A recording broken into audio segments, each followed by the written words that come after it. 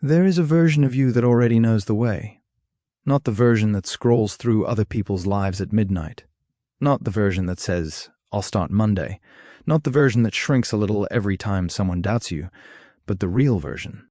The one underneath all of that noise. The one that was always there. Waiting. Steady as a heartbeat, patient as the tide. And the extraordinary thing, the thing that might just shift something in you today, is that you don't have to become that person. You simply have to stop hiding from them. That is the invitation at the center of Christian D. Larson's extraordinary book, Steps in Self-Knowledge, and it is as alive today as it was the day he wrote it. Maybe more so, because the world has gotten louder, the distractions have multiplied, and the pressure to perform a life rather than actually live one has never been more intense. We are drowning in information and starving for wisdom. And Larson, writing in the early 1900s, somehow saw all of this coming. Somehow knew that the deepest crisis of modern human life would not be external. It would be the gradual, quiet, almost unnoticed estrangement from the self. He spent his life working against that estrangement. He was a philosopher, a writer, a teacher, and above all, a human being who had done the real work of honest inner inquiry and wanted to share what he had found. His philosophy is not a religion. It does not require you to belong to any tradition or believe any particular doctrine. It requires only one thing, the willingness to look at yourself honestly, with curiosity and without cruelty, and to take seriously what you find there. That is where this journey begins. Not at some future moment when you have more time or more courage or more of whatever it is you think you currently lack. Right here, right now. In this ordinary moment that is actually the only moment anything real ever begins. Let's start with the simplest and most radical thing Larson ever said. He said that most people do not know themselves, not in the superficial sense. We all know our names, our histories, our preferences and habits. But in the deeper sense, the sense that actually matters for the quality of a life, most people are strangers to themselves. They move through years, through decades, making decisions from a self they have never examined, living by values they have never consciously chosen, chasing goals they absorbed from other people rather than discovered in themselves. And the tragedy is not that this happens. The tragedy is that it happens invisibly. Nobody ever sits you down and says, "By the way, the self you think you are is just the tip of the iceberg. Beneath it is something vast, something extraordinary, something that has been waiting your entire life for you to turn toward it." Nobody tells you this, and so you just keep going, doing what makes sense, following the path of least resistance, building a life that looks reasonable from the outside and feels, sometimes, in the quiet moments, like it belongs to someone else. Larson called the visible, performed, socially constructed version of a person the surface self, and he spent considerable care explaining why the surface self, though real and necessary, is not the whole of what you are. It is the part of you that formed in response to your environment. It learned early on what was safe to express and what wasn't. It adapted, as all living things do, to survive in the conditions it found itself in. This is not pathology. This is intelligence. The surface self is actually very skilled at what it does. It manages relationships, it navigates social expectations, it presents a coherent face to the world. But there is a cost, and the cost is that the deeper self, the real self, the one that Larson was most interested in, gets pushed further and further down. Not destroyed, never destroyed, but buried, waiting. Think of a river covered over by ice in winter. The ice is solid, functional, you can walk on it. It serves a purpose. But beneath it, the river is still moving, still alive, still following its own course, its own current, its own logic. When the ice melts, you don't create the river. You reveal it. It was always there. That is what self-knowledge does. It doesn't create a new self. It reveals the one that was always there, intact, patient, ready. Let me tell you about a man. Let's call him Edward. Edward grew up in a household where emotion was considered weakness, where ambition was the highest virtue and vulnerability was something to be ashamed of. His father was successful in business and largely absent in every other sense. His mother was kind but overwhelmed. And Edward, being a sensitive, perceptive child, quickly learned the rules. Be strong. Be productive. Don't ask for too much. Don't show too much. Don't feel too much. By the time Edward was 35, he had a career that most people would envy. He was efficient, reliable, respected. He had a good apartment, a reasonable social life, a calendar full of things that looked, from the outside, like a full and engaged existence. But there was this thing he couldn't explain, this background hum of nothing, not depression, not misery, just a persistent sense that he was watching his own life from a slight distance, like watching a film about someone else. He stumbled across Larson the way people often stumble across the things that change them, by accident, in a used bookshop on a rainy afternoon when he had nowhere in particular to be. He read the first chapter standing in the aisle, and bought the book without hesitation, not because he understood it immediately, but because something in him recognized it. Something in the buried self heard its own name being called. It took years. Let's be honest about that. Because the work of self-knowledge is not a weekend seminar. It is not a 30-day challenge. Edward's process was gradual, non-linear, sometimes uncomfortable. He started, as Larson suggests, simply by paying attention, noticing what he actually felt, as opposed to what he thought he should feel. This sounds easy. It is not. Decades of emotional suppression don't dissolve in a meditation session. But gradually, something began to shift.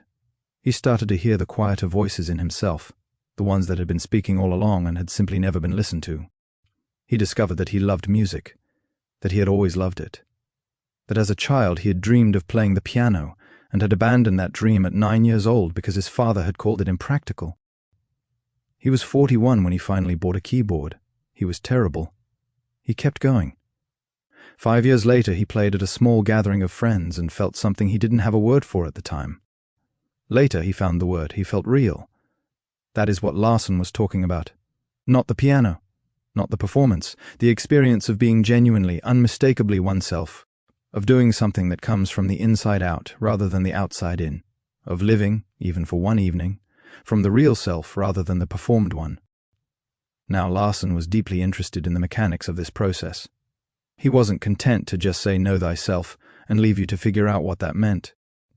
He was a practical philosopher, and he laid out a careful, compassionate series of steps for how a person actually goes about developing genuine self-knowledge. Each one builds on the one before, and together they form something that feels less like a system and more like a path through a garden you didn't know was yours. The first and most foundational step is attention.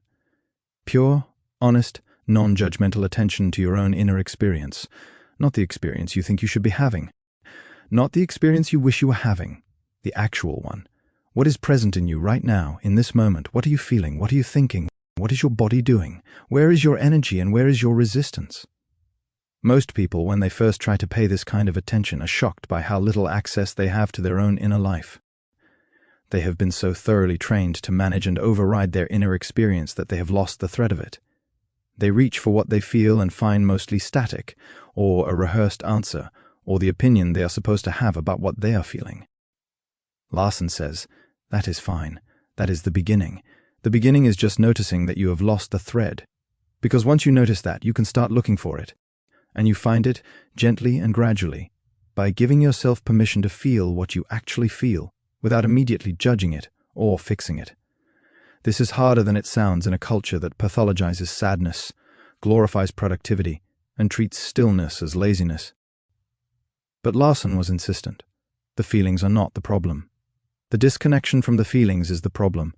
When you can sit with your actual experience, whatever it is, without running from it or rushing to change it, you begin to develop what might be called emotional literacy.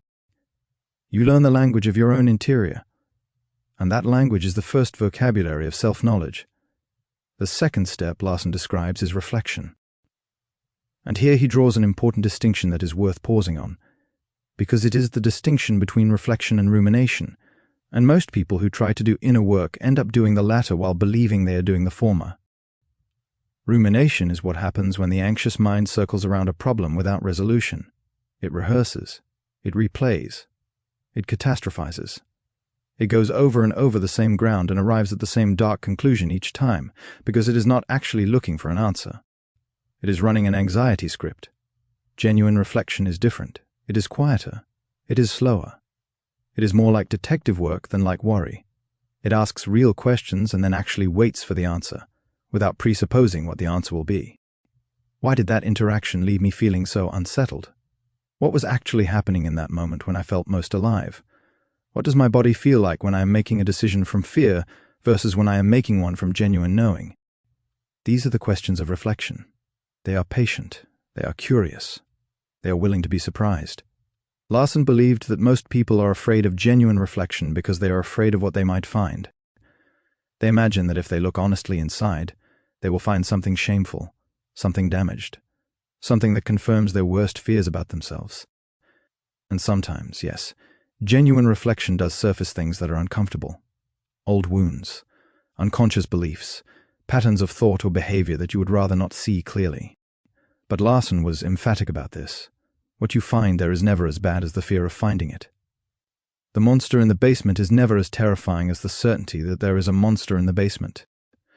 Turning on the light is always better than living in terror of the dark. And what you most often find, when you look honestly inside, is not the worst version of yourself. You find the real one. The one that is curious and capable and full of a kind of longing that, when you finally let yourself feel it clearly, turns out to be a longing for truth. A longing for genuine life. A longing to stop pretending and start being. That longing, Larson says, is not weakness. It is the wisest thing in you.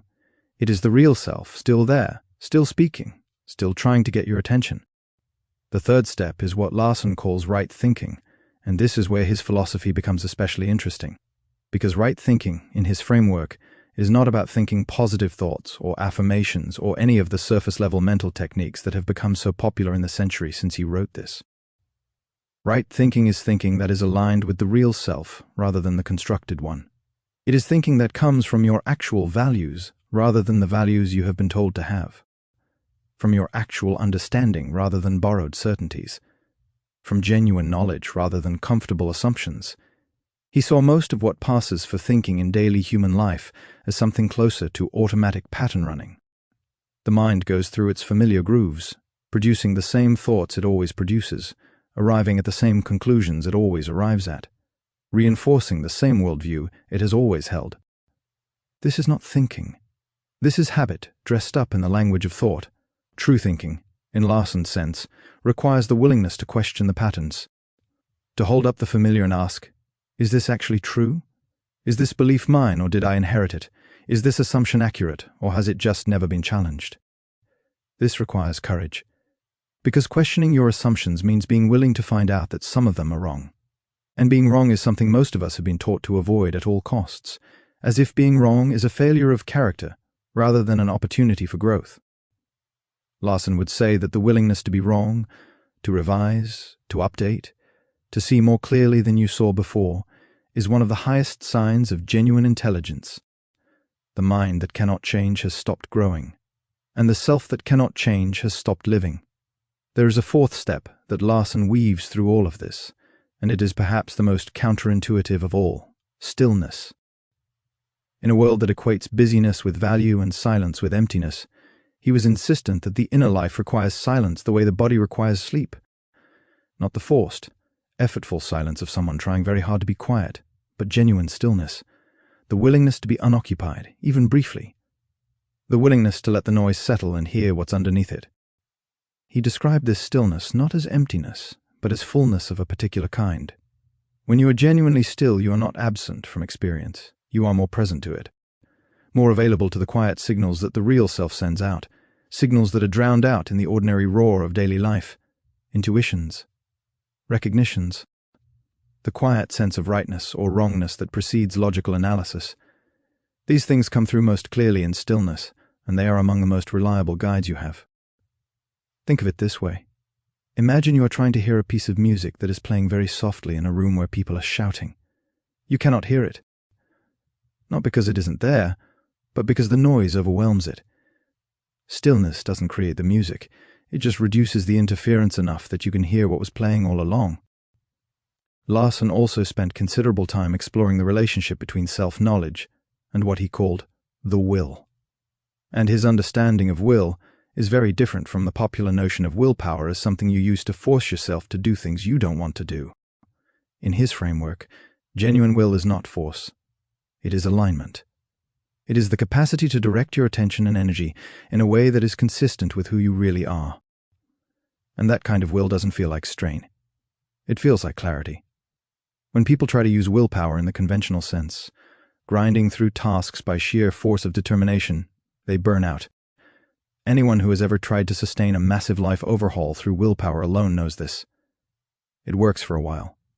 Then it collapses. And then they feel worse than before, because now they have also failed at trying to change. Larson understood why this happens. Conventional willpower is the surface self trying to override itself. It is using one part of your psychology to suppress another part. And suppressed parts don't disappear. They wait. But when your actions are aligned with the real self, when you are doing what genuinely resonates with who you are rather than what you think you should do, something shifts. The effort is still there. Real growth always requires effort. But it is a different quality of effort. It is engaged rather than grinding. It is purposeful rather than dutiful. And it is sustainable in a way that forced willpower never is, because it is drawing from a deeper well. This is one of the most practically useful things in all of Larson's philosophy. If something feels like constant, unrelenting struggle, if you are always fighting yourself to do it, that is information. Not necessarily information that you should stop doing it. Sometimes growth is genuinely uncomfortable. But it is worth asking, is this hard because it is challenging me to grow? Or is it hard because it is fundamentally not aligned with who I am? Because there is a difference. Growth discomfort and misalignment discomfort feel different once you have developed enough self-knowledge to feel the difference. We are now around the 10-minute mark of this journey together, and I want to pause here and say something directly to you. Not to a general audience. To you, specifically the person who chose to listen to this today. Whatever it is that brought you here, whether it was curiosity, or a vague dissatisfaction, or a genuine crisis, or just a rainy afternoon with nowhere else to be, something in you was listening for something. Something in you wanted this, and that wanting is the real self, already at work, already pointing you in the direction of what you need. That is not a small thing. Please do not underestimate it. And please, if this is resonating with you, if it is giving you something useful, take a moment to like this video and subscribe to Audiobook Library. Every subscription genuinely helps the channel grow and makes it possible to keep bringing you content like this. Summaries and ideas and wisdom from books that have actually mattered to real human beings across generations. It costs you nothing and it means a great deal. So if you feel moved to, please do. And now, let's keep going. Because there is so much more in Larson's thinking that deserves attention. He wrote about what he calls the discovery of capacity, and this is one of the most quietly exciting ideas in the whole book. It comes from a fundamental conviction that Larson held throughout his life, that the capacities of any given human being are vastly greater than what that person typically expresses, or even suspects. He wasn't talking about hidden superpowers in any mystical sense. He was talking about something more grounded and more interesting than that. He was talking about the ordinary, extraordinary fact that most human beings spend their whole lives using a fraction of what they are actually capable of, not because they are lazy or unintelligent, but because they never had permission to explore the full range of what they are. They were slotted early into categories. You are the responsible one. You are the creative one. You are the practical one. You are the one who is good with numbers but not with words, good with people but not with ideas, good at following instructions but not at giving them. These categories become cages, not necessarily through anyone's malice, often through genuine, well-meaning practicality, but they are still cages, and they prevent the full expression of the self. They say, you are this much, and no more. And many people spend their entire lives believing it. Larson said, break the category, not dramatically, not recklessly, but with genuine curiosity. Start asking, what am I capable of that I have never tried? What do I want to do that I have always told myself I couldn't? What part of myself has been told it is too much, too strange, too impractical, too different? And what would happen if I let it out? Even a little, even just to see. This is not about becoming a different person. It is about becoming a fuller version of the person you already are. And the process, though it requires courage, is not as dramatic as it might sound. It usually begins with the simplest things. Saying yes to something you would normally say no to. Trying something you have always wanted to try and told yourself you were not the kind of person who would try. Asking a question you have always thought was not your question to ask. These small acts of self-expansion accumulate. And over time you begin to discover a self that is richer, more various, more interesting, and more capable than you had imagined. There is also an entire thread in Larson's philosophy about the relationship between self-knowledge and the quality of your relationships with other people. This gets at something that is often missed in discussions of personal development, which tend to focus almost exclusively on the individual in isolation. Larson believed that genuine self-knowledge is the foundation of genuine connection. And he meant this in a very specific way. He observed that most of the friction in human relationships, most of the misunderstanding and conflict and disappointment, comes not from genuine differences between people, but from projections, from the unconscious tendency to see in other people what is actually in ourselves, to be triggered by what they do because it mirrors something unexamined in us, to want from them what we actually need to give ourselves. When you don't know yourself, you are constantly doing this without realizing it. The friend who annoys you with their neediness may be a mirror for your own unacknowledged neediness. The colleague whose arrogance infuriates you may be reflecting back a part of yourself that you have suppressed and judged. The partner who disappoints you by not knowing what you need may be disappointing you because you yourself do not know what you need and therefore cannot tell them. Self-knowledge untangles this, not instantly, not completely, but significantly and meaningfully. When you know what belongs to you in your own inner life, you can stop unconsciously outsourcing it to the people around you. When you know what you actually feel, you can communicate it rather than perform it. When you know what you actually need, you can ask for it clearly rather than waiting for other people to intuit it and feeling hurt when they don't. Larson was very clear that this is not a counsel of self-sufficiency in the cold sense. He was not saying, know yourself so you need no one. He was saying, know yourself so that when you reach for connection, what you offer is real. When you love someone, the love comes from a full place rather than an empty one. When you listen to someone, you are actually hearing them rather than filtering everything through your own unexamined experience.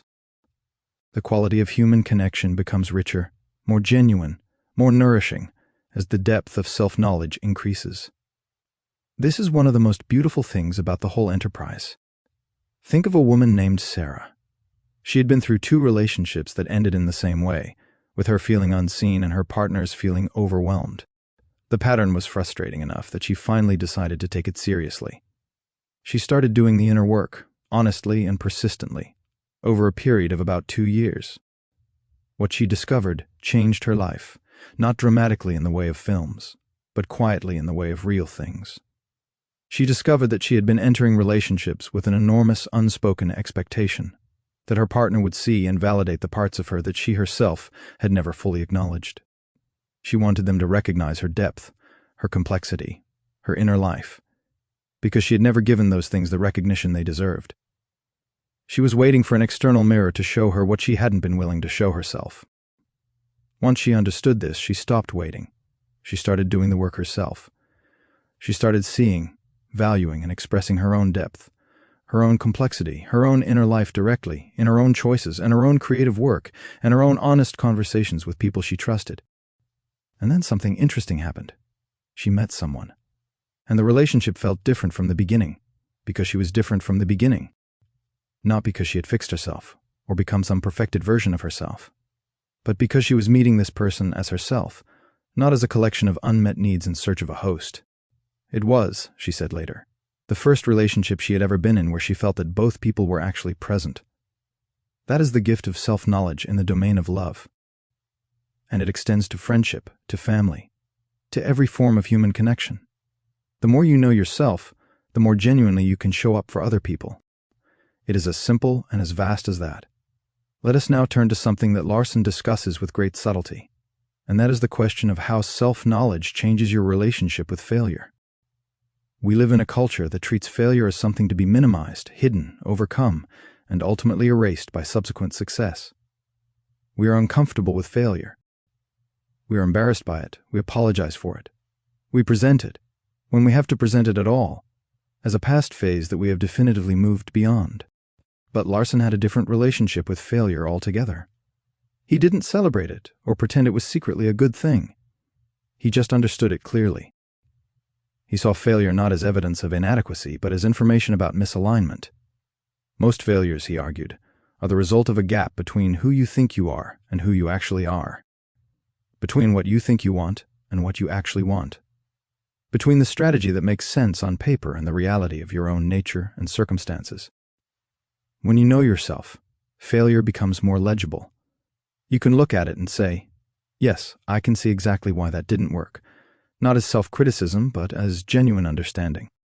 And genuine understanding makes real learning possible. Without self-knowledge, failure tends to produce either defensiveness, it wasn't my fault, or self-punishment, I am the problem. With self-knowledge, failure produces something more useful, clarity. What was I not seeing? What was I assuming that wasn't true? What did I want in that situation that I wasn't acknowledging clearly? These are the questions that turn failure into genuine insight rather than just pain. And there is something else Larson understood about failure that is worth holding. The person who has done the inner work, who has a genuine connection to the real self, recovers from failure differently. Not faster, necessarily, but more cleanly. Because the real self, the deep self, is not diminished by failure. It knows what it is. It knows what it can do. And it knows that one outcome, even a painful and public one, does not define it. You cannot shame a person into collapse who knows who they are. You can disappoint them. You can challenge them. You can frustrate them. But you cannot reach the deepest self with shame, because the deepest self is beyond the reach of other people's opinions. It is anchored in something more permanent than reputation or applause. Larson was also fascinated by what he called the relation between consciousness and environment. He believed that as a person's inner life deepens and clarifies, their relationship to the external world changes in ways that are subtle but significant. Not because the external world changes, though sometimes it does, but because the person's perception of it changes. And perception, Larson argued, is not a passive reception of reality. It is an active construction of it. Two people can stand in the same room, at the same moment, having the same experiences, and perceive them entirely differently. One person sees a challenge. The other sees an impossibility. One person sees a stranger. The other sees a potential friend. One person sees an obstacle. The other sees a detour that will eventually lead somewhere interesting. These differences are not accidental. They come from the inner life of the perceiver, from their assumptions, their expectations, their degree of hope, their relationship with uncertainty, and ultimately their degree of self-knowledge. Because when you know yourself, you know your own perceptual tendencies. You know that you tend to see danger where others see opportunity, or vice versa. You know that you tend to underestimate yourself in social situations, or overestimate yourself in professional ones. You know the specific colorings that your inner life gives to external reality. And once you know this, you can compensate for it. You can ask, is what I am seeing accurate, or is it filtered through my particular lens? Is this situation as dire as it feels, or am I bringing accumulated fear to it? Is this opportunity as risky as I think, or am I being overly cautious because of a past disappointment that belongs in the past? This kind of self-aware perception is one of the most practically valuable outcomes of genuine self-knowledge. It doesn't make you paranoid about your own perceptions. It makes you honest about them. And honesty about your own way of seeing is the beginning of seeing more accurately. Larson also addressed with great care the relationship between self-knowledge and happiness.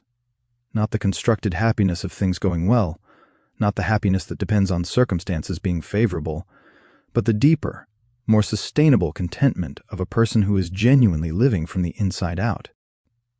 He made a distinction that I find enormously important between pleasure and fulfillment. Pleasure is what you feel when things outside of you are going the way you like. Fulfillment is what you feel when the life you are living is genuinely yours. Pleasure is important. It is one of the good things about being alive, but it is inherently temporary and dependent on external conditions that you cannot fully control. Fulfillment, the fulfillment that comes from genuine self-knowledge and genuine self-expression, is different. It has a quality of depth and permanence that pleasure does not. It can coexist with difficulty.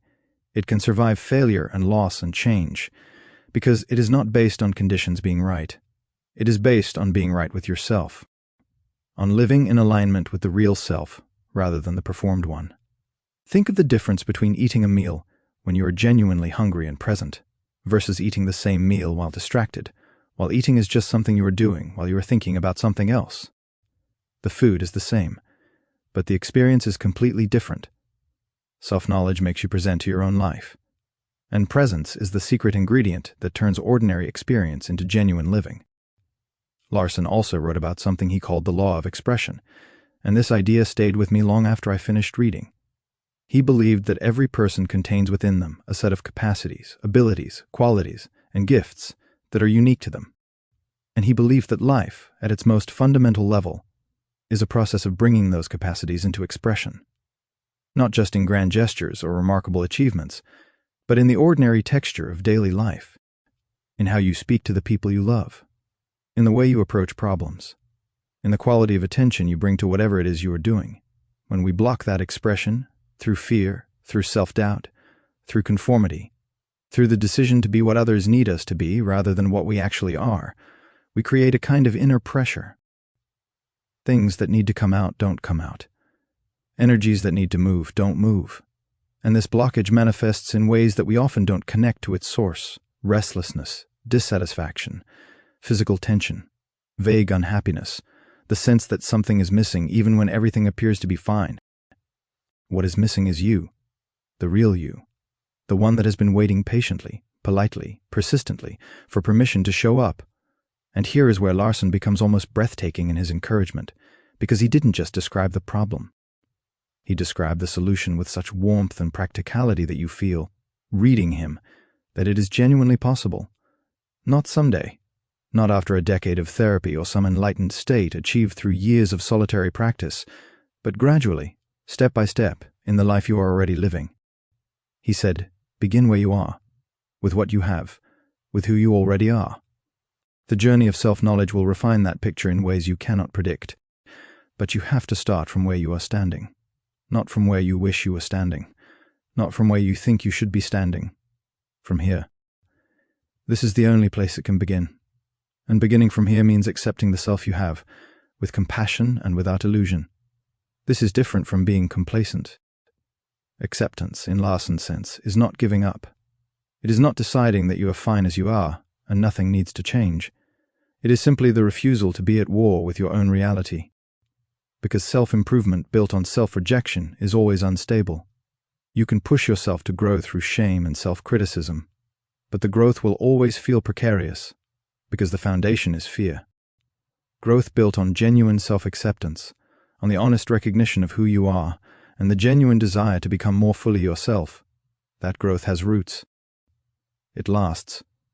Think of the difference between a plant grown in a greenhouse, where it is forced to produce quickly, under artificial conditions, and a plant grown outdoors, slowly, with real soil and real light and real seasons. The forced plant might produce results faster, but the outdoor plant, grown at its own pace, in conditions aligned with its nature, produces something richer, deeper, more itself. Larson would say that most modern approaches to personal development are greenhouse approaches. They optimize for speed and measurable results. They treat the person as a problem to be solved rather than a garden to be tended. And what he was offering is something more like gardening, slower, more patient, more attentive, and ultimately far more satisfying. Let me also say something about fear, because it is impossible to talk about self-knowledge without talking about fear. Fear is the primary obstacle to knowing yourself honestly, not the fear of tigers or car accidents, but the subtler, quieter fears. The fear that if you look too closely at yourself, you will find that you are not enough. The fear that if you acknowledge what you truly want and go after it, you will fail, and the failure will prove your worst suspicions about yourself. The fear that if you stop performing and start being, people will stop liking you. These fears are almost universal. Larson knew this. He didn't minimize them. He didn't say, just stop being afraid. He understood that fear is not something you overcome once and then it's gone. It is something you walk with, and gradually, through the accumulation of honest, courageous choices, you walk past.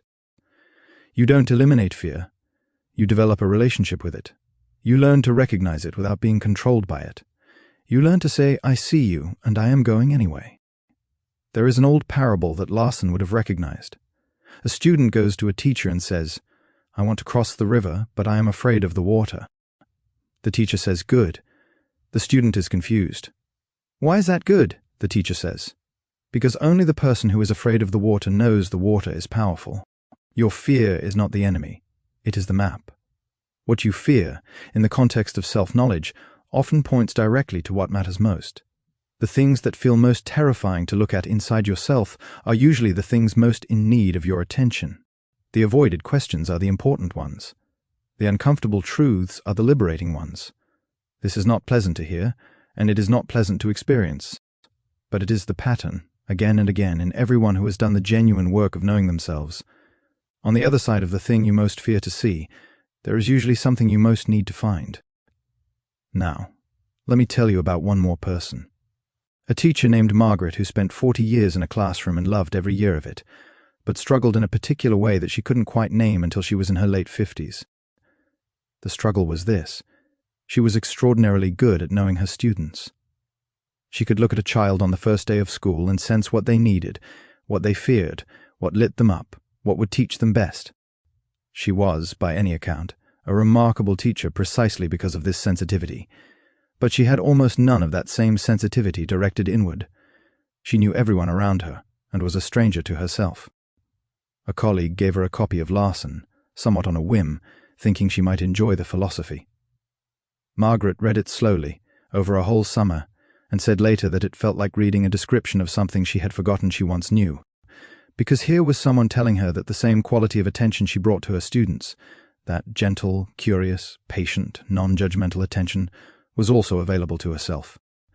That she could turn it inward, that it was not self-indulgent to do so, that it was, in fact, necessary.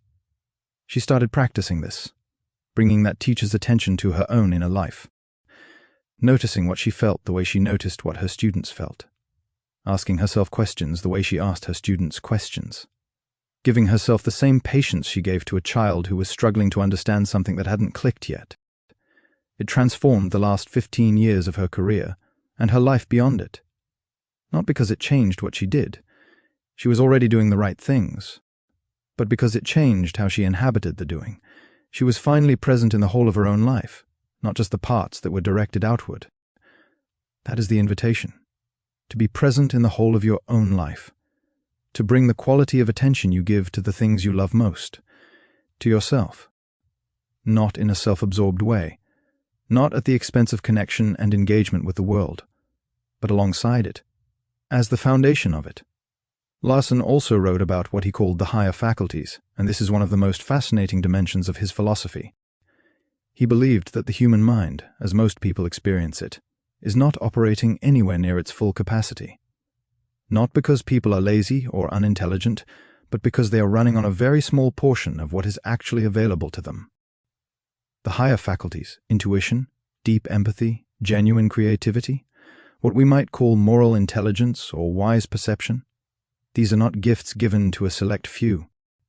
They are capacities that every person has, and they come online increasingly as self-knowledge deepens. Think about intuition, for example. Most people have experienced it. That quiet inner knowing that arrives before you have any logical reason to know something. The sense that something is right before you can explain why. The recognition that a situation, or a person, or an opportunity is not what it appears to be. Most people dismiss this as accident, or wishful thinking, or pattern recognition dressed up in mysterious clothes. Larson would say, take it seriously. Not every intuition is reliable, and part of self-knowledge is learning to distinguish genuine intuitive knowing from projection or wishful thinking. But the capacity itself is real, and it grows with practice. It grows, specifically, with the practice of self-knowledge, because the clearer your inner life, the more clearly you can hear the quiet signals that intuition sends. He had a similar understanding of wisdom. Wisdom, he argued, is not just accumulated knowledge. It is not just experience. It is the capacity to see clearly, to understand deeply, to respond appropriately rather than reactively. And this capacity increases in direct proportion to the depth of your self-knowledge. The wise person is not the one who has read the most or lived the most years. The wise person is the one who has looked most honestly and most carefully at their own inner life, and has learned from that looking something true about the nature of all inner lives. This is why you sometimes meet very young people who seem to carry genuine wisdom, and why you sometimes meet very old people who have apparently learned nothing from their decades of living.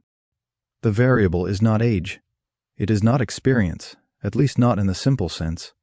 It is the depth of honest self-examination, the willingness to look clearly at one's own life and to learn from what one sees. Larson's vision of the fully developed human being is not a hermit, turned inward and withdrawn from the world. It is a person who is so fully themselves, so genuinely known to themselves, so aligned with the real self, that everything they bring to the world is rich and genuine and full. They are present because they have somewhere real to be present from. They are generous because they are not depleted by constant self-betrayal. They are creative because they have access to the full range of their inner resources. They love well because they know themselves well enough to love from strength rather than from need. One of the things I find most moving in all of Larson's writing is his absolute refusal to give up on any human being. He did not reserve his philosophy for the educated, or the privileged, or the spiritually inclined. He wrote with the conviction that every single person, regardless of their circumstances, their education, their background, their history, possesses within them the capacity for genuine self-knowledge and therefore for genuine human flourishing. He believed this without qualification, and reading him somehow you believe it too. He also wrote, with great care, about what happens when self-knowledge is gained not as an isolated individual pursuit, but as something that is lived outward into the world. Because genuine self-knowledge does not make you less engaged with the world. It makes you more engaged, more usefully, more genuinely. The person who knows themselves is not distracted by self-doubt or preoccupied with managing appearances. They are free to actually show up, to actually help, to actually contribute something real, rather than something designed to look good or maintain approval. And this, in the largest sense, is what Larson believed self-knowledge was for. Not just for the individual's own satisfaction, not just for the quieting of personal anxiety, but for the genuine contribution that each person, fully known to themselves, can make to the world they inhabit. Each real self, fully expressed, adds something to life that could not be added by anyone else. Something particular, something irreplaceable. When you live from the constructed self, you produce what the constructed self produces, reasonable, acceptable, competent work that could, more or less, have been produced by anyone in your position. When you live from the real self, you produce what only you can produce, something that carries the unmistakable quality of your own truth, your own seeing, your own particular way of being in the world. The world has always had enough competence. What it is perpetually hungry for is authenticity, for the real thing, for people who have done the difficult, patient, courageous work of knowing who they actually are and who are living from that knowing fully and freely and generously. That is what makes a life remarkable. Not talent, not luck, not even hard work, though hard work has its place, but the willingness to be genuinely, irrevocably yourself. And here's the thing that Larson keeps returning to. With the patience of someone who knows that the most important truths have to be said more than once, from more than one angle, before they really land, you are more than you think you are. The self you know is a sketch, not the whole painting. The life you are living is the beginning, not the whole story. And the work of self-knowledge is the most important work you will ever do. Not because it makes you more productive or more successful, though it may do those things too, but because it makes you more real. More you. More genuinely alive to the particular irreplaceable gift of your own existence. Start where you are. Ask honest questions. Listen for quiet answers. Be patient with yourself in the way you would be patient with anyone doing something genuinely hard and genuinely important. Give the real self permission to show up. And then, step by step, watch what becomes possible. Larson wrote more than a century ago, but the truths he was pointing at have no expiration date. The hunger to know oneself is eternal. The capacity to know oneself is universal. And the invitation, extended so gently and so persistently through every page of this extraordinary book, is always permanently open. The only question that remains is not what do you know about yourself, but what would you find if you looked more honestly, more gently, more curiously, more bravely? What is the real self, underneath all the performance and the noise and the borrowed identity, trying to show you? Start listening. It has been speaking all along, and it has something important to say. If this resonated with you today, if it gave you something to think about or feel or hold, please take a moment to like this video and subscribe to Audiobook Library. Your support genuinely helps this channel grow and makes it possible to keep creating content like this for you. Every single subscription matters, and we are genuinely grateful for each one. And please do explore the rest of our video library as well. There's a whole collection of summaries and ideas from some of the most meaningful books ever written, and something in there is almost certainly exactly what you need next. Thank you so much for spending this time here today. Take care of yourselves, and never stop listening to that quiet voice inside. It knows more than you think. There is something Larson returned to again and again in ways that I have not yet fully explored, and it deserves its own space. He was deeply concerned with what he called the inner and outer life, and the relationship between them. Not in the abstract philosophical sense that you might expect, but in the very concrete, daily, practical sense of how a person actually experiences themselves as they move through an ordinary day. Because here's something that almost no one talks about, and that Larson was willing to talk about directly: the experience of being split. Most people live with a split, though they may not have words for it. There is the self that moves through the world, that shows up at meetings and conversations and social occasions, that is competent and appropriate, and sometimes even charming. And there is the other self, the one that watches the first self from somewhere slightly behind the eyes, that knows things the public self never says, that carries questions and longings and observations that never quite make it into the open. The gap between these two is the gap between the constructed self and the real one. And Larson believed that closing that gap, not violently or all at once, but gradually and with great care, is the central project of a meaningful human life. He described people who had found ways to live with that gap indefinitely, and it never ends well. Not catastrophically, not always, but the gap has a cost. It costs energy for one thing. Living as two people is exhausting whether or not you are conscious of the effort. The maintenance of a self that is not quite real requires constant monitoring. You have to remember what you said to whom, what image you are maintaining in which context, which feelings you are allowed to show, and which must stay hidden. All of that is labor, and it is labor that produces nothing of lasting value. But the alternative, the gradual, honest, patient movement toward integration, toward a life in which the public self and the real self are increasingly, if never perfectly, the same person. This is where energy is released rather than consumed. This is where the peculiar, unmistakable lightness of an authentic life begins to be felt. Not the lightness of having no responsibilities or no difficulties, but the lightness of not carrying a secret self that needs to be maintained and hidden. The lightness of being, to whatever degree, genuinely yourself. Larson used the word integration before it became a therapeutic term, and he meant by it something straightforward, the bringing together of the various parts of the self into a coherent, honest whole. Not the suppression of the difficult parts, not the polishing of only the presentable parts. The genuine, honest integration of all of it. The fear and the courage, the weakness and the strength. The things you are proud of and the things you are not. The desires that fit neatly into respectable categories and the ones that don't. This is the kind of self that can actually be known. Because a self that is constantly managing its own image, hiding pieces of itself from itself, cannot be fully known. It is like trying to read a book that keeps rearranging its own pages. You can read sections, but you cannot grasp the whole. Genuine self-knowledge requires the willingness to stop rearranging the pages. And this, Larson says gently, requires the practice of what he calls inner honesty. Not the honesty of confessing things to other people, though that has its place, but the honesty of being truthful with yourself about what you actually think, feel, want, fear, and need. Most people are surprisingly dishonest with themselves, not out of deliberate deception, but because honesty with oneself is uncomfortable and because habit and self-protection are strong forces. We tell ourselves we are fine when we are not. We tell ourselves we don't care when we care enormously. We tell ourselves we have forgiven when the wound is still fresh. We tell ourselves we are happy in a particular situation, when every cell of us knows we are miserable in it. And we do all of this because the truth is sometimes inconvenient or scary, or would require changes we are not ready to make. Inner honesty means sitting with that discomfort, letting the truth be what it is, even when it is complicated, even when it requires something from you.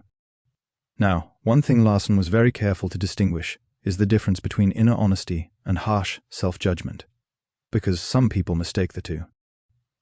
They think being honest with themselves means being critical of themselves, cataloguing their faults and shortcomings, holding themselves up to some ideal and measuring the distance between who they are and who they think they should be. That is not inner honesty. That is self-punishment with a philosophical justification. Inner honesty, in Larson's sense, is more like the honesty of a good doctor examining a patient. The doctor looks clearly. The doctor sees what is actually there, but the doctor does not add a layer of condemnation on top of the diagnosis. The diagnosis itself is the useful thing. The moralizing about the diagnosis is not. Look at yourself clearly. See what is actually there, and then ask, with genuine curiosity rather than judgment, what does this mean? What does this call for? What is the most loving and intelligent response to what I am actually finding? This is the quality of attention that Larson was teaching. And it is worth practicing, because it is genuinely difficult and genuinely transformative. There is another dimension of his philosophy that I think often gets overlooked, and that is his understanding of time. Not time management in the modern productivity sense, but the relationship between self-knowledge and the way you experience the passage of time. Larson believed that one of the symptoms of living from the constructed self, rather than the real self, is a particular kind of temporal experience, a sense that life is happening too fast or too slow, that you are always either behind where you should be or waiting for something to begin. A sense of being slightly out of sync with your own life.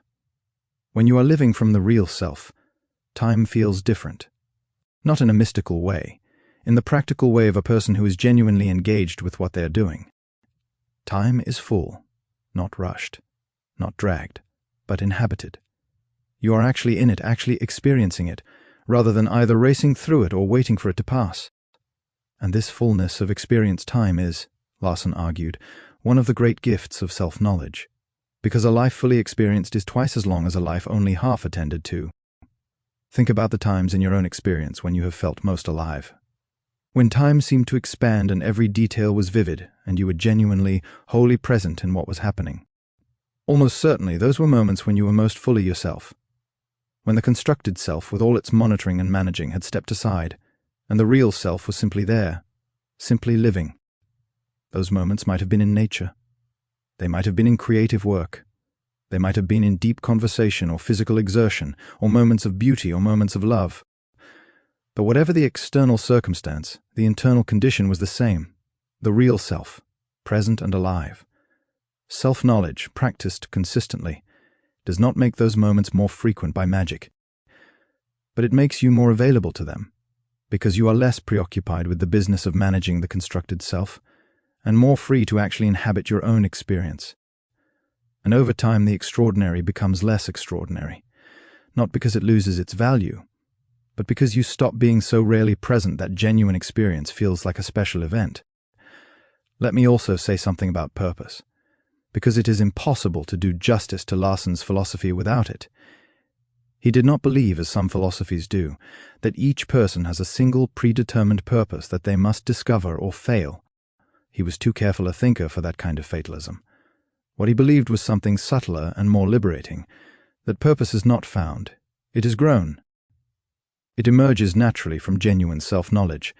It is not buried treasure that you either locate or miss. It is a seed that you cultivate.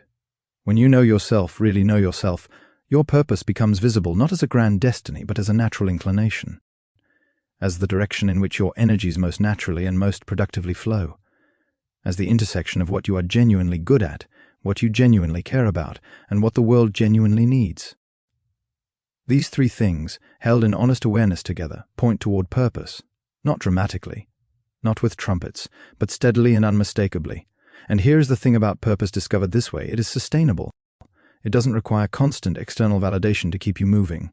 It doesn't evaporate when circumstances get hard, because it is rooted in who you actually are, not who you wish you were or who you think you should be. The person living their genuine purpose doesn't have to motivate themselves in the grinding way that most productivity systems describe. The motivation comes from inside, because they are not swimming against the current of their own nature. They are moving with it. Larson also had a very particular understanding of what he called the self in relation to the larger whole. He was not a narrow individualist. He believed that the development of the individual self was not in opposition to connection with others, and with something larger than the individual, but rather the necessary condition for it. You cannot truly give yourself to something larger than yourself if you do not have a self to give. You cannot genuinely serve or love or contribute from a place of emptiness or confusion. You have to be somebody before you can offer yourself to something. This is why the work of self-knowledge, though it might appear to be a retreat from the world into the self, is actually a preparation for deeper engagement with the world. The person who knows themselves, who has cultivated genuine inner clarity and genuine self-expression, brings something real to every interaction, every relationship, every contribution. They are not, in the language of therapy, going through the motions. They are actually present, and genuine presence is one of the rarest and most valuable things one human being can offer another. Think about the people in your own life who have felt most real to you. The ones you remember, the ones who made a difference. Almost certainly they were people who seemed to be actually there, actually themselves, in a way that was palpable. Not necessarily the most accomplished people, not necessarily the most charismatic, but the most present, the most genuinely there, and genuine presence is not a talent you are born with. It is a consequence of self-knowledge, of having done enough inner work that you are not preoccupied with managing your own image and can therefore give your full attention to the person or the moment in front of you. This is the person that Larson wanted you to become, not a great achiever necessarily, not a spiritual giant or a philosophical sage, just a real person, a fully inhabited person. Someone who knows themselves well enough to be genuinely there, in the only place life ever happens, the present moment, inside the actual, particular, irreplaceable self you were given. That is the whole of it, really. All of the philosophy, all of the steps, all of the careful thinking about consciousness and perception and the higher faculties and inner honesty and purpose, all of it is pointing at this one thing: be real. Know who you are. Live from the inside out. Stop performing and start being. It sounds simple when you put it like that. And in a sense it is simple, but it is the kind of simple that takes a lifetime to learn, not because you are slow, but because the practice is genuinely demanding, and because life will keep testing your commitment to it, and because the constructed self is very good at convincing you that its way is the only way. The pull toward performance is strong. The habit of managing your image is deeply ingrained. The fear of what happens if you let the real self be fully seen is persistent. But so is the real self. It is the most persistent thing about you. It does not stop calling. It does not stop sending signals. It does not give up on you even when you spend years, even decades, ignoring it. It simply waits, steady and patient and full of whatever you were born carrying, until you are ready to turn around and face it. And when you do, it will be there. Exactly as it always was. Exactly as you always were beneath everything else. Intact, ready, full of more than you imagined, capable of more than you were told. Yours, in a way that nothing constructed or borrowed or performed can ever be. That is the promise of self-knowledge, held out by Christian D. Larson, with unfailing generosity across every page of steps in self-knowledge. And it is a promise that keeps, not because life becomes easy, not because all pain disappears, but because you stop fighting your own nature, because you stop trying to be anything other than what you are, because you discover that what you are, known clearly and lived honestly, is enough, more than enough, the whole thing really. Take this with you, and take the first small step wherever you can find it, because every single step in self-knowledge counts, every honest moment, every genuine question, every quiet act of courage in the direction of the real self. They all add up, they all matter, and they will take you somewhere worth going. Please like and subscribe to Audiobook Library if you found value in this today. Every like helps more people find this content, and every subscription helps this channel keep growing and keep creating. And please, take a moment to browse our other videos as well. There is a whole library of summaries and ideas and wisdom waiting for you there, and we would love to be part of your ongoing journey of reading and learning and growing. Thank you, truly, for your time and your attention and your willingness to spend a little while thinking about what matters. It is the most generous thing a person can give. Take care of yourselves, and keep going.